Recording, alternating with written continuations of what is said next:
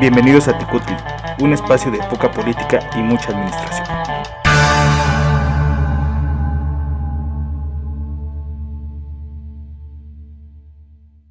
Bienvenidos a Tecutli. En este tercer capítulo llamado La entrega con sentimiento, tendremos en el bomberazo los nuevos requisitos para el director de organismos del agua en el Estado de México. En el panóptico hablaremos sobre la entrega-recepción en las alcaldías de la Ciudad de México y en gotitas de administración el tema será la relación de los sentimientos de la nación y la administración. Los dejo con Nenet en el bomberazo.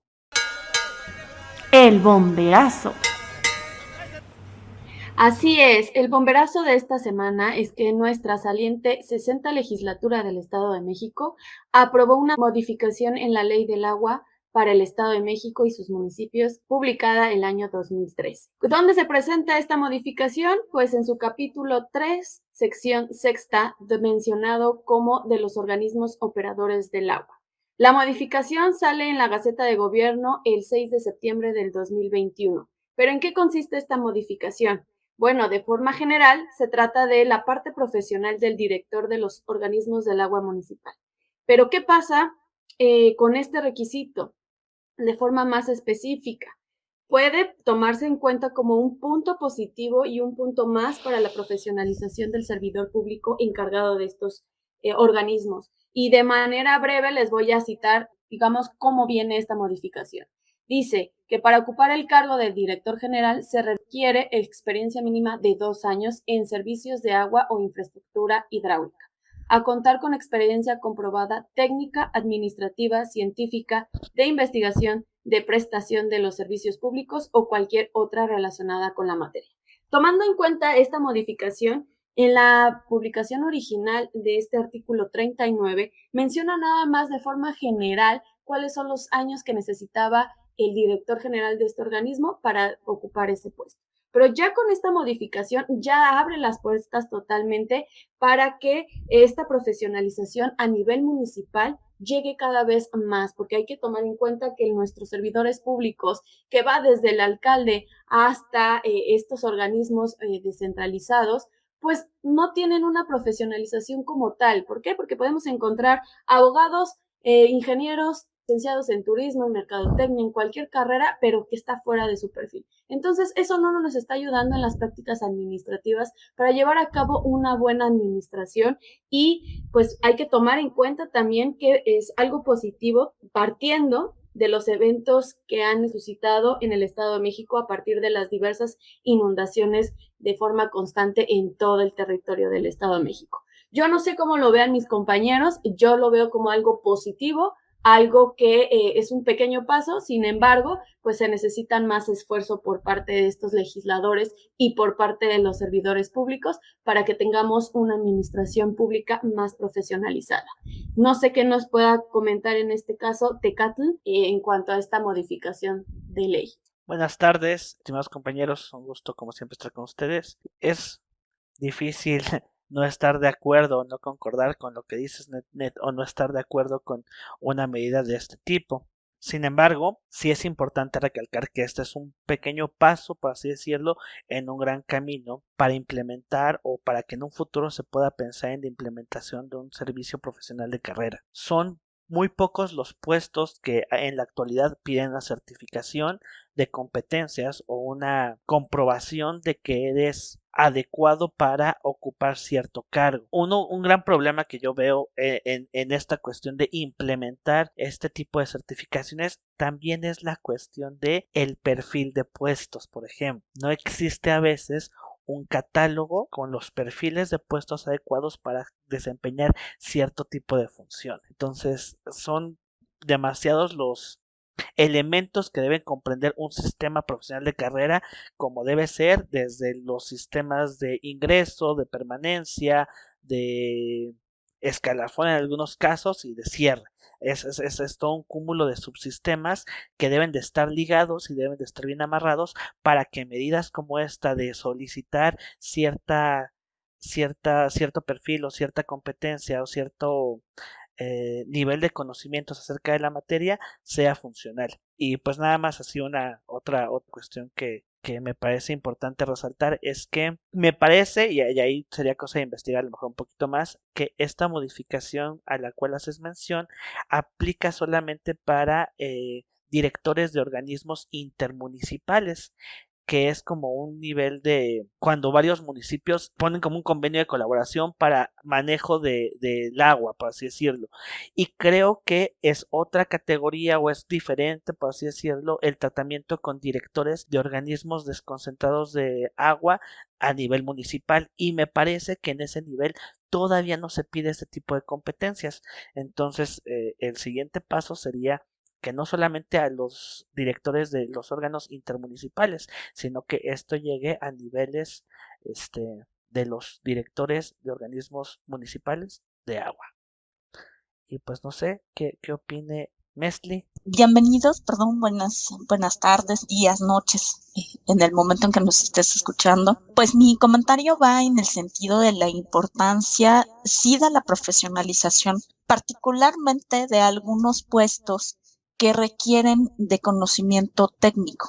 Hay algunas funciones que, si bien tienen un trasfondo administrativo, lo cierto es que la persona que está ahí debe de tener un conocimiento técnico. Uno de ellos es el agua, el otro que podemos ver es la energía, ¿no?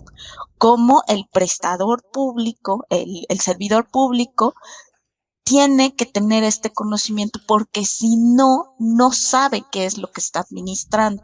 Entonces, digamos que de ahí viene esta importancia. A mí, como lo mencionas tú, Tecatl, me parece también fundamental que esto no solamente se ocupe o se coloque en el caso del organismo intermunicipal, aunque sí me parece vital que sea de esta manera, porque si bien en el caso de un municipio se puede, y lo pongo entre comillas, llegar a aprender, ¿no? Llegar a aprender cómo es el manejo. Lo cierto es que para una persona que tiene que coordinar diferentes municipios, no debe de ser así, ¿no? Debe de tener ya el conocimiento y la experiencia, quizá de haber estado en un propio organismo administrador del agua, que le permita solucionar los problemas que todavía van a ser más complejos debido justamente al nivel intermunicipal que esto tiene. Bueno, pues yo dejo hasta aquí mi comentario y le doy la voz a Tlacael nuevamente. Hola, buenas tardes, días, noches. Bienvenidos a escucharnos. Pues es de suma importancia todo lo que comentan. Eso de profesionalizar a los servidores, pues debería ser todo el tiempo, ¿no? Porque generalmente la administración pública no está ocupada por administradores públicos, ¿no? Eso es sumamente raro. La gente que estudiamos administración pública no estamos ocupando esos cargos. Generalmente son o doctores o son abogados, y no porque no lo puedan hacer, sino simple y sencillamente sabemos las razones, ¿no? El apalanquismo en la administración es muy importante, y yo creo que eso de profesionalizar no solo los mandos superiores o los cargos o los rangos arriba, sino todos los cargos desde abajo, sería indispensable para llevar una buena administración pública en los municipios y en general en toda la administración pública. Lo vimos ayer con el desgajamiento del cerro. La gente dice que fueron a avisarle a los de Protección Civil, ¿no? De la administración de Tlanepantla, y pues dijeron que no pasaba nada, ¿no? Cuando en realidad pues no hicieron un estudio, no hicieron caso de la petición de la gente, y ahí están la consecuencia de las cosas, ¿no? Que al final hubo un desgajamiento, ¿no? No sé cuánta gente desaparecida, cuántas casas afectadas, y sin embargo, pues nadie se hace responsable, ¿no? Nadie es responsable porque al final, pues no hay ese sentido de responsabilidad, porque no hay esa empatía con la gente. Entonces, yo creo que profesionalizar bien cada cargo es indispensable y necesario en la administración pública, porque eso nos habla de que somos un vínculo entre la sociedad, ¿no? Y los medios para alcanzar un bien común, un bienestar para la vida, y no es posible que no tengamos un poco de tacto de hacer las cosas, ¿no? Y eso también parte de que no todos son encargados del servicio público, ¿no? Entonces, yo creo que muy bien, desde que se inició lo del servicio profesional de carrera debería haber sido continuo, ¿no? Continuo, porque te separa. De repente se hace, de repente no. Cuando entró la ley Peña de que cada 3 años tendrían que rescindir contratos para no hacer antigüedad, pues también eso ha ido mermando a los administradores públicos, ha ido mermando la administración y mucha gente está más preocupada por mantenerse en el puesto cada 3 años, ¿no?, que por generar servicios públicos de calidad. Bueno, hasta ahí dejaría mi comentario. Nos vamos con N. Pues así es, ya vimos que la profesionalización del servidor público es una parte muy importante para el desarrollo de tal administración pública en todos los niveles del gobierno, incluyendo lo más básico, que en este sentido lo hemos dicho, es el municipio. Y ya abarcando en el caso específico del Estado de México, la Comisión del Agua del Estado de México, denominada CAEM, pues también tendría que apoyar y auxiliar a estos servidores públicos que prestan los servicios en cuestiones del agua potable, alcantarillado y saneamiento, para que no vuelvan a suceder, pues digamos, esas inundaciones como pasó en Ecatepec, en Cuautitlán Izcalli, Atizapán, en Aculco, Acolman, en donde sí, a lo mejor la responsabilidad 50% es de la falta de mantenimiento de estos servicios públicos, pero también no vamos a dejárselo todo al gobierno, también es la responsabilidad del ciudadano, no nada más de vigilar que estos organismos elaboren bien sus tareas administrativas, sino también cooperar en no tirar basura, en ser, pues, digamos, las obligaciones básicas de un buen ciudadano. Y por último, pues yo cierro con esta frase: zapatero a tus zapatos. Si tú quieres ser un servidor público, dedícate y capacítate con una buena administración pública. No vengas a decirme médico, no vengas a decirme veterinario o un diseñador gráfico que quiere ser administrador público cuando ni siquiera sabes cuáles o cuántos artículos de la Constitución Política tiene. Nos pasamos a la siguiente sección. El panóptico. En el panóptico de esta semana vamos a hablar un poquito del proceso de entrega-recepción, que tiene bastante que ver con lo que habíamos dicho anteriormente de esta cuestión de los servidores públicos. Cuando pretenden pertenecer o formar parte de la administración pública, unos tienen que salir para que otros puedan entrar, básicamente, ¿no? Y en ese sentido, pues existe un proceso específico para que se pueda llevar a cabo este cambio, esta transición, por decirlo de cierta forma. A este proceso le vamos a llamar entrega-recepción. ¿Por qué traemos a colación este tema? Pues traemos a colación este tema porque estamos en próximos días. A partir del 1 de octubre entrarán en funciones en las alcaldías de la Ciudad de México nuevos servidores públicos. El alcalde, la alcaldesa electa tomará posesión junto con toda su administración pública centralizada, y esto pues generará grandes cambios en materia de profesionalización, de lo que hablábamos hace un momento, en materia de servicio profesional de carrera. Y perdón por abarcar un poquito este tema o tratarlo de conectar, pues es complicado que al momento de ingresar en esta nueva administración exista un filtro o exista una forma de poder designar o poder revisar quiénes van a quedar en ciertos cargos, ¿no? Entonces empezamos ahí con las complicaciones para implementar este tipo de cuestiones. Pero bueno, a lo que nos ciñe en la cuestión de la entrega-recepción. Una vez que se hace este proceso protocolario del cambio de administración pública, del cambio de funcionarios dentro de la administración pública, se tienen 5 días para hacer los cambios en las distintas direcciones que existen. A partir de que un servidor público se retira de su cargo, tiene 5 días para hacer la entrega de la oficina y de toda la documentación que compete, que corresponde. Normalmente en este acto de entrega-recepción debe de existir algo que le llaman la buena fe. Uno hace un acta donde estipula en teoría lo que tiene a su cargo en la oficina. En esta acta básicamente tenemos que expresar, o se tienen que expresar, perdón, el marco jurídico, los manuales con los que cuentes o con los que no cuentes, en teoría, las principales leyes que hagas uso para el desempeño de tus funciones, que esto va a conectarse un poquito con lo que vamos a hablar en Gotitas de Administración, la importancia de tener un marco normativo que guíe la actividad y la acción de la administración pública. Hay un principio de legalidad para la administración pública que más o menos dice que la administración pública no puede realizar un acto que no esté debidamente motivado y fundamentado, ¿no? Básicamente. palabras más, palabras menos. Aparte de este marco jurídico, en la entrega-recepción tú tienes que estipular la situación programática. ¿Qué significa esta situación programática? Las metas y las acciones que debes de estar cumpliendo o que debes de cumplir de acuerdo a las actividades que tienes encomendadas. La situación presupuestaria, los recursos que manejas, estados financieros, en algunos casos en específico, por ejemplo, en áreas financieras, en áreas de tesorería, de finanzas, cosas por el estilo, son los que deben entregar algunos estados financieros, y en esto conlleva la situación de los recursos financieros, materiales, estudios y proyectos, las obras públicas en proceso, obviamente esto de acuerdo a las actividades que cada quien desempeña. Un punto importante, la situación de los recursos humanos, cuánto personal hay en cada oficina, no se especifica, por ejemplo, poner algún perfil de las personas que están ahí ya en las oficinas, porque también es una realidad. La parte de los mandos medios son los que rotan cada 3 años, pero hay una base normalmente de personal sindicalizado o personal de base, aunque no sea sindicalizado, que ellos sí tienen poca rotación, por así decirlo. A pesar de que cambien administraciones, hay personas que permanecen mucho en sus cargos. Y ya para ir cerrando, estos actos protocolarios, esta acta de entrega-recepción que se firma, normalmente o por ley, se tiene que hacer frente a una autoridad intermedia. A nivel federal, por ejemplo, es la Secretaría de la Función Pública quien tiene que intervenir como mediador entre el servidor público que entra y el servidor público que sale.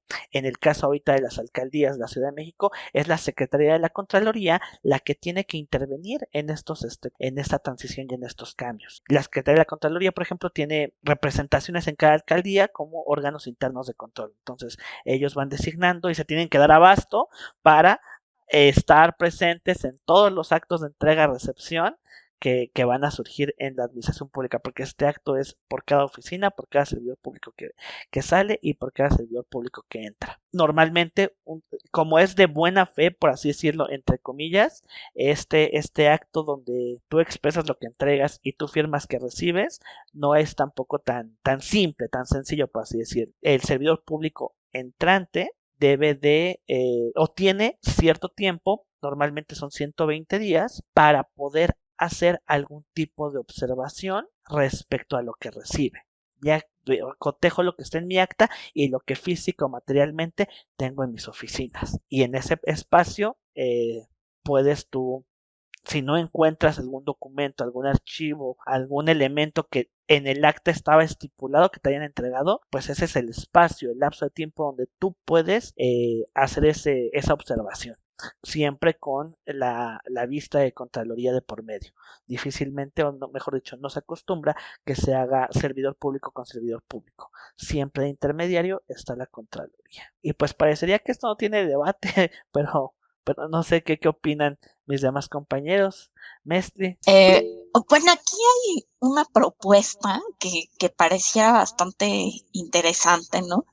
Y es que tan viable es, yo lo pongo ahí en la mesa, qué tan viable sería que así como se hace en el caso de la Administración Pública Federal, que existe este grupo de transición que va y se encuentran las diferentes secretarías y entonces va aprendiendo del movimiento, porque no es que te vayan a enseñar a ser administrador público, se trata de que te enseñen el movimiento de la oficina, tal y como le sucede a uno cuando llega a trabajar a cualquier lugar, pues le tienen que decir cómo están las cosas, ¿no? Entonces, ¿qué tan viable sería eso? Que a nivel local justamente se estilaran estas situaciones en vez de hacer este acto que es protocolario y que si bien hay un intermediario que garantiza que de verdad me estés entregando lo que dices que me entregas, o bueno, cuando menos que me lo estás entregando, porque finalmente nadie hace una revisión. O la otra opción, ¿no? Lanzar una modificación de ley en la que todos los gobiernos entrantes tengan que hacer una auditoría para ver si es cierto que me estás entregando las cosas que dices, porque eso de basarte en la buena fe no siempre funciona, ¿no? Y aquí cuando uno habla de buena fe, a mí se me ocurre siempre la parte del derecho internacional, ¿no? Que justamente a diferencia del derecho nacional, el derecho internacional se basa en la buena fe de los estados. Y ya hemos visto cómo países no siempre manifiestan esa buena fe. Y lo mismo me parece a mí que sucede con las personas. Yo, a ver, ahí lo dejo en la mesa de discusión y empecemos entonces. Pues sí, lo que comentan es totalmente cierto, ¿no? Pero la palabra clave es el acto de buena fe, ¿no? O sea, no es posible que tengamos que actuar de buena fe pensando que la administración saliente o el servidor público saliente va a entregar cuentas claras al nuevo servidor público, ¿no? Generalmente vienen de diferentes corrientes ideológicas y la verdad en muchas administraciones se llevan hasta las macetas, ¿no? Y entonces uno, aunque tiene un periodo de gracia de 4 meses, pues no es suficiente para poder darse cuenta de todos los faltantes que existan en la administración, porque el trabajo administrativo es muy demandante, ¿no? Y el día a día, pues no te permite poner atención en los pequeños detalles, ¿no? A lo mejor, no sé, supongamos que en alguna oficina había algunas cámaras y aparecieron las cajas y uno de buena fe firmó diciendo que sí están, y cuando uno realmente ya va a ocupar las cámaras, ¿no? Abre las cajas y oh sorpresa, no hay nada, ¿no? Entonces, actuar de buena fe, pues suena bien si tuviéramos códigos de ética y los lleváramos, más bien, si hay códigos de ética, pero que los lleváramos a cabo, ¿no? Sería pues de suma relevancia, pero como no, en el deber ser no se da, ¿no? No se da. Yo creo que lo que dice Mesli es relevante, crear un equipo de transición o alguien que supervise, ¿no? Que suena raro porque tenemos que estar supervisando y yo siempre he pensado que hay que tener oficinas de supervisión de todos lados porque si no, no se generan las cosas, pero sí un equipo de transición sería indispensable, o por lo menos un equipo del nuevo servidor público que va a tomar la responsabilidad de la oficina para que esté empapado de lo que hay, ¿no? Para que esté empapado de los procesos que se están llevando a cabo, para que se dé cuenta de todo lo que de todo lo que hay por el área de transparencia, de todo lo que hay en inventarios, y entonces sí, ya el día que él llegue, ya tener más plena confianza de lo que se le está entregando, poder firmar sin mayor problema, ¿no? Un acta de entrega-recepción, pero pues yo ahí lo pongo también sobre la mesa, creo que sí es necesario, ¿no? Y totalmente de acuerdo con ustedes tres. Y a mí me surgen nuevas preguntas, ¿no? ¿Realmente existe una normatividad administrativa que está alejado, mejor dicho, de la realidad? ¿O nosotros estamos alejados de la realidad como desde el punto de vista desde afuera? Y otro, ¿de qué nos serviría, no? Si nosotros tenemos una normatividad administrativa, si nada más se queda en lo que debería ser y no hay un acompañamiento para verificar que estos datos que nos están entregando o que se entrega de administrador a administrador sean reales, porque pueden suceder los delitos de peculado, de omisión, etc. Y otra pregunta que a mí me sale y que resalta sobre todo es en el manejo del tiempo. ¿Cuánto tiempo se tendría que tener para revisar esos 15 puntos que contiene esta entrega de recepción? ¿Realmente tenemos el suficiente tiempo y el suficiente personal que se dedica a esta fiscalización? Porque al parecer existe más burocracia en cuestiones de administración dentro de una alcaldía que personal que va a verificar esta parte de la fiscalización y la entrega de recepción. ¿Realmente estos 120 días me van a servir y me van a alcanzar para llevar a cabo esta verificación? Porque lamentablemente el deber ser dice, ahí están tus 120 días bajo una normatividad, te doy todas estas opciones que existen y no puedes poner ningún pero. Pero cuando a lo mejor, como mencionan ustedes, yo llego y están las cajas vacías, ¿a quién le voy a ir a reclamar? O sea, tengo que hacer todo un trámite para llevar a cabo ese reclamo y de mientras la persona que estaba a cargo pues ya huyó, ya se cambió, ya se protegió legalmente y entonces nunca va a surgir esa responsabilidad administrativa por parte del servidor público que se requiere. Y entonces aquí también surge la posible respuesta, ¿no? A lo mejor ya estamos tan acostumbrados a esta corrupción administrativa entre administradores, pues que ya nos vale todo lo que venga o todo lo que nos entreguen, con tal de que a ver qué me puedo yo rescatar para mi propio beneficio. Entonces, pues aquí la corrupción nuevamente nos está alcanzando y nos está convirtiendo en unos administradores públicos desconfiados y nada empáticos con la ciudadanía, ¿no? Porque pues vamos a estar pensando en que todo el momento mi compañero que a lo mejor lo conocía en la carrera o el que tengo al lado que convivía en las fiestas patrias y demás, pues también va a jugarme chueco en el camino. ¿Quién me va a garantizar que él no va a ser el corrupto y me va a fincar una responsabilidad que a mí no me correspondía, ¿no? Con tal de salvarse. Aquí lo malo no es la entrega de recepción, aquí el ojo del huracán sería qué pasa con esos 120 días. ¿Realmente Contraloría tiene el poder para poderlo manejar la situación? ¿La norma nos está ayudando o nos está afectando totalmente? Muy interesante lo que comentan, compañeros. Y sí, es un tema complicado, es un tema en el que igual falta mucho camino por avanzar en materia de transparencia, de rendición de cuentas. Como bien lo dicen, estos 120 días parecería ser mucho tiempo, parecería ser tiempo suficiente, pero la verdad es que, o en mi punto particular de vista, lo que pasa con muchos servidores públicos es o se dedican a la operatividad normal del trabajo o se dedican a revisar lo que ha pasado. Normalmente encuentras un hallazgo cuando sale algo así a la luz, cuando hay alguna solicitud de información y la buscas y caray, ¿dónde está? O como dice la KL, o cuando vas a ocupar algún elemento, así de ¿y dónde está esto? Si aquí me decía que lo teníamos, ¿no? Normalmente llega a pasar, pero en momentos emergentes. Y es muy difícil que algún servidor público, como señalan, se dedique a hacer esta revisión exhaustiva. Entonces, pues, y también del elemento que acaba de decir de Net es bien interesante. ¿Y a poco Contraloría tiene las posibilidades, tiene las herramientas necesarias para ir a buscar un servidor público que ya salió, que ya anda por no sé dónde, que puso una dirección a lo mejor falsa o que puso una dirección que ya no ocupa? ¿Dónde lo sacas? ¿De dónde lo buscas? ¿Y de dónde sacas las cámaras que se llevó? O que se hicieron perdedizas, o que vete tú a saber, ¿no? Es interesante. Y falta mucho por explorar ahí en el sentido de responsabilizarse acerca de los actos que realiza un servidor público mientras está en funciones. Pero bueno, eso ya lo veremos más adelante en otro punto. Continuamos con la siguiente parte.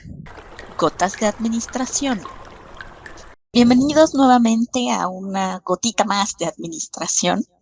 Y justamente ya hemos tocado un poco el tema acerca de esta relación que van a tener los sentimientos de la nación con la administración pública, ¿no? Pareciera que es un documento que no tuviera ninguna vinculación.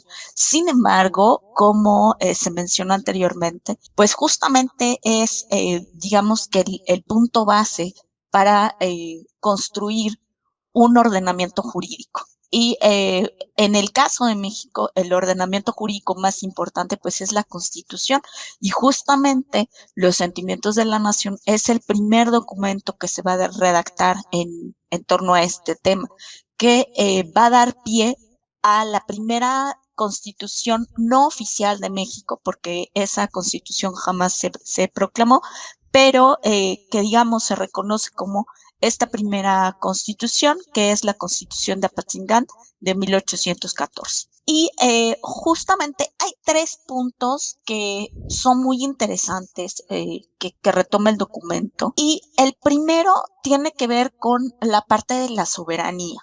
¿Okay? Y en este sentido, bueno, valdría la pena retomar 2 cosas. Primero, que reconoce la independencia de México, ¿no? Por primera vez se habla, bueno, en ese momento habla de América, de las Américas en general, pero reconoce por primera vez la independencia. Podríamos decir que es nuestra acta de independencia propiamente, y después de ello reconoce la soberanía, entendida esta o desde el punto de vista que se requiere de la participación ciudadana para conformar un gobierno, ¿ok? Y esto tiene mucho que ver con la propia historia con el propio momento histórico que se estaba viviendo alrededor del mundo. Hay que acordarnos que justamente uno de los antecedentes de los procesos de independencia en América Latina, pues tenemos 2 momentos fundamentales. Uno que es el propio movimiento de independencia de las 13 colonias americanas, que diera como resultado el surgimiento de los Estados Unidos de Norteamérica, y el segundo, pues es la Revolución Francesa, ¿ok? Y a la par de esta Revolución Francesa hay que acordarnos que venía un movimiento intelectual que va a ser muy importante y al cual vamos a ver su influencia justamente en este documento, que es la Ilustración. ¿ok? Y bueno, influencia de la Ilustración, pues lo vemos justamente en este tema de la soberanía, en otro tema que también va a ser fundamental, que es la de la división de poderes, que así como hemos dicho que la administración tiene que ser fortalecida a través de la profesionalización, también es importante esta división de poderes y que se respete esta división de poderes y la autonomía de cada uno de ellos. Y el tercer tema que toca este documento, pues son los derechos humanos, ¿no? Hablando tanto de derechos políticos como de derechos básicos, como el CIMIC lo hiciera el Acta de Independencia de los Estados Unidos y la Declaración de los Derechos del Hombre y el Ciudadano en el caso de Francia, ¿no? Entonces vemos cómo hay esta influencia en estos diferentes documentos y la relevancia que tiene en cuanto a la administración pública es que hay que acordarnos que nosotros como administradores públicos, a diferencia de lo que sucede con el resto de la ciudadanía, necesitamos un marco jurídico que nos permita actuar. Es decir, si bien en la ley uno de los principios básicos es que lo que no está prohibido está permitido, en el caso del servidor público no. En el caso del servidor público, solamente aquello que está estipulado en la ley es lo que tiene facultad de hacer. Lo demás está fuera de sus atribuciones y no lo puede realizar. Pues vamos con esta ronda de opiniones. Tlacaele, si gustas comenzar. Hola, pues muy bien, Mesli, por siempre que te escucho me encanta escuchar esa parte de la historia, ¿no? Es parte de la historia, hasta uno vibra, ¿no? Con la historia de México, es muy bella la historia de México. Y yo creo que esa parte la tenemos muy olvidada, ¿no? No nos gusta estudiar la historia y yo creo que por eso repetimos muchos errores del pasado. Lo que hablas bien de los sentimientos de la nación, imagina el periodo en el que se da esto, ¿no? Y lo progresista, ¿no? Se puede decir, tan solo ya hablar de una libertad y una separación de España, ¿no? De una independencia de España, pues ya es hablar de cosas mayores, ¿no? El pensamiento de Morelos fue más allá de lo que podemos eh, pensar, ¿no? Y todavía tuvo el privilegio de plasmarlo, ¿no? Y aunque no, como bien lo dices, no es considerada la primera constitución, ¿no? Pero sí ya es pues parte fundamental, ¿no? De lo que se vino a construir en la nueva independencia del país, ¿no? La nueva independencia porque al final pues no somos un país totalmente independiente, ¿no?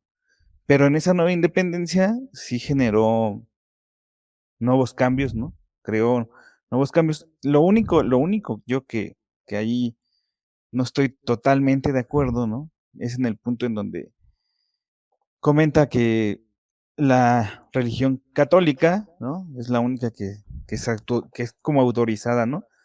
Es la única aceptada. Entonces, yo creo que en esa parte yo no estoy totalmente de acuerdo. Sin embargo, se puede justificar por la razón de que, pues, los conquistadores españoles, ¿no? Nos trajeron la religión católica como su bandera, ¿no? Y destruyeron todas nuestras imágenes, ¿no? De nuestros dioses eh, prehispánicos, pero al final lo que genera en pensamiento, los sentimientos de la nación, lo que nos da como historia, lo que genera en los seres humanos es un sentido de independencia y de pertenencia, ¿no? A un nuevo país, a un nuevo estilo de vida, ¿no? Donde no estábamos acostumbrados, ya que estábamos acostumbrados al esclavismo y a esas cosas, y ya generar este sentido de pertenecer a un país, ¿no? Tener algunas ya, pues si no reglas, algunos artículos, algunas garantías como ciudadanos, y eso es lo que a mí me llena de júbilo cuando te escucho con esa pasión y esa forma de decir las cosas, y creo que todos deberíamos de estudiar así la historia de nuestro país, ¿no? Con alegría y con esa elocuencia. Pues no tengo nada más que agregar, a ver qué nos dicen los demás compañeros. Pues retomando lo que ustedes dos mencionan, los sentimientos de la nación, yo lo podría ver como el primer proyecto de nación, ¿no? Separado totalmente de lo que nos mencionaba España y todas sus reglas. Y también quiero resaltar, como tú lo hiciste, Tlacale, en cuestión de la religión. también hay que ver qué personaje fue el que realizó todo este proyecto de nación, que fue un sacerdote, que fue estudiante del mismo Hidalgo, y que es José María Morelos y Pavón. Creo que es un héroe en la historia poco valorado, creo que le dan más valor a otros que a él, cuando nos ha puesto los lineamientos y la organización de esta nueva nación que iba creciendo de esa época. Y aquí lo interesante es que en ese primer proyecto de nación va a reflejar la formación de una república. ¿Y cómo lo va a hacer? Pues a través de ese Congreso de Chilpancingo de 1813, cuando se junta con algunos representantes de estados libres que todavía estaban viendo la posibilidad de conservar esa libertad y autonomía, ¿no? Y lo anuncian ya esta república, esta formación, el 6 de noviembre del mismo año. Más adelante, ya en un año después, surge la Constitución de Apatzingán, el 22 de octubre de 1814, como tú lo mencionabas, Mesli, con todas las bases de la Revolución Francesa y que son muy importantes, no nada más para la formación del Estado mexicano, sino para la formación de todos los estados latinoamericanos. ¿Por qué? Porque como lo mencionaban, pues nuestros conquistadores vienen de esa parte y pues en este sentido, José María Morelos y Pavón, pues tenía acceso a esos documentos liberales franceses que pues muy pocos, ¿no? Y era una persona privilegiada al tener la lectura de ellos. Y aquí lo malo, lo negativo que yo podría resaltar es que al momento de poner, como mencionaba, la religión católica como única, hace que estas órdenes religiosas que llegaron con el conquistador Hernán Cortés tuvieran un poquito más de poder. Si ya de por sí tenían un poder político y económico al tener que absorber toda la base de los señoríos que lo convirtieron luego en encomiendas y haciendas, pues manejando todo lo espiritual y a los ciudadanos manejando que pues si necesitabas ir al cielo, necesitabas pues cederle todos tus bienes a la iglesia, como las tierras, las donaciones, las herencias, los diezmos y las limosnas, pues de esta forma estamos fortaleciendo esa figura religiosa. Y no digo de los sacerdotes o de la organización que están en los pueblos evangelizando.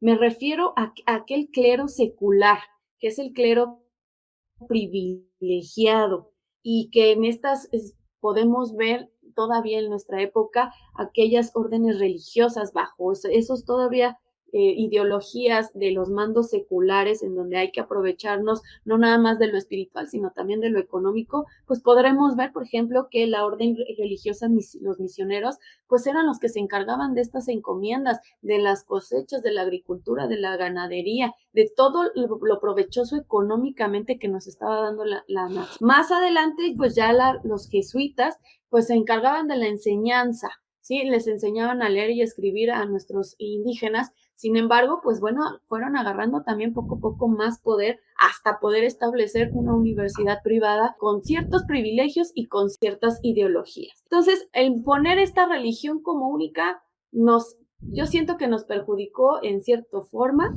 no solamente en lo espiritual, sino también en lo económico, en lo político, porque la política, desgraciadamente, no se ha podido separar totalmente de la religión. Ahí está.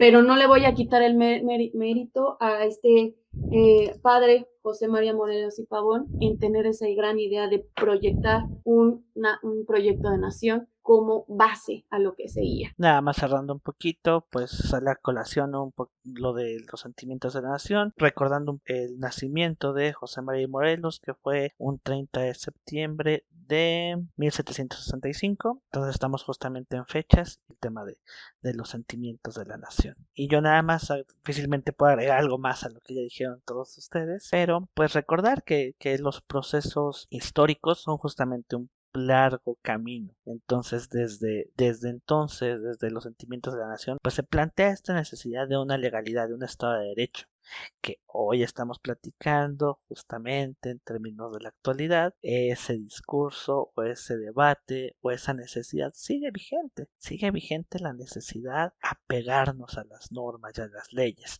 que dejen ser un simple deber ser y que pasen a ser una realidad, y así tal vez podamos mejorar un poquito el accionar de la administración pública. Pues muy interesante lo que mencionan, y bueno, solo para cerrar un poco esta sección, pues retomar un poco esta importancia de el papel que tuvo la Iglesia, que inclusive, bueno, vamos a ver cómo esta se ve cristalizada justamente en la gran cantidad de propiedades que adquirió y que después fueran justamente efecto de la reforma, ¿no? De esta reforma que va a proponer justamente Benito Juárez, ¿no? Quitando o buscando que la Iglesia renunciara a estos, o quitándole más bien estas propiedades a fin de que dejaran de existir, perdón, estos grandes latifundios. Y solamente me voy a permitir cerrar con lo que sigue, y es esta reflexión acerca de la importancia que tiene justo este Estado de Derecho, y hablando que para que este gobierno funcione, pues debe de tener esta base jurídica, la cual justamente dicte la manera en la que se debe de gobernar, y también instituya un Estado de Derecho que no solamente sea para algunos, sino que sea para todos, y obviamente esto va a constituir la base de la legalidad que una administración tenga, ¿no? Independientemente de la forma de gobierno que haya elegido para ello. Bueno, pues yo les agradezco mucho la escucha, espero que les haya entusiasmado. Nos escuchamos la próxima vez, y recuerden dejarnos sus comentarios, dejarnos temas que pudieran interesarles en cada una de las secciones, que los tomaremos en cuenta. Nos escuchamos hasta la próxima. Bueno, amigos, nos vemos. Sigan las redes sociales y dejen sus comentarios. Estaremos al pendiente. Pues ya el debate está sobre la mesa. Ustedes podrán decirme qué les pareció mis preguntas, mis cuestionarios, incluso mis alegatos y justificaciones. Los estoy viendo la próxima semana. Cuídense y recuerden estar atentos a esos servidores públicos y su entrega de recepción. Ojo, compañeros, esto no es un juego. Muchas gracias por su escucha. Nos escuchamos en el próximo capítulo. Gracias por estar aquí y esperamos sus comentarios, sugerencias y también críticas, ¿por qué no? Eso nos hará crecer a todos. Que tengan un buen día.